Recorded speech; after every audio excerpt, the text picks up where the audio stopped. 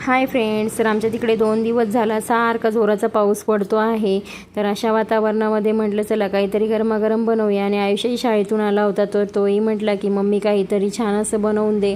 तर म्हटलं चला ब्रेड आहे, तर त्याला छान पॅटीस आवडतात, तर म्हटलं तेच बनवून देऊया आणि लवकरही होतात. ते छान दोघी इकडे खेळत होते. तोपर्यंत मग किचनमध्ये गेले आणि एका याच्या पातेल्यामध्ये बेसन पीठ घेतले थोडंसं, आणि त्याला विदाऊट बटाट्या घातलेलंच पॅटीस आवडतं, म्हणजे प्लेनच पॅटीस आवडतं त्याला. त्यामुळे म्हटलं चला तसंच बनवूया आणि पटकनही होतं. तर त्यासाठी इकडे एका पातेल्यामध्ये थोडंसं बेसन पीठ घेतलेलं आहे. त्यामध्ये हळद, मीठ, ओवा घालून घ्यायचा आहे आणि सर्व असं छानसं मिक्स करायचं आहे. आणि तिखट थोडंसं कमीच घातलेलं आहे, कारण तो जास्त तिखट खात नाही.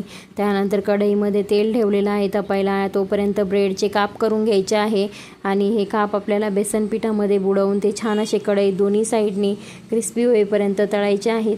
छान असे दोन्ही साईडनी तळून घ्यायचे आहेत. त्यानंतर मग असे सर्व प्रकारचे मी पॅटीस बनवून घेतले. तुम्हाला जर माझा व्हिडिओ आवडला असेल तर लाईक करा, सबस्क्राईब करा. नेक्स्ट भेटूया नेक्स्ट ब्लॉगमध्ये. थँक्यू.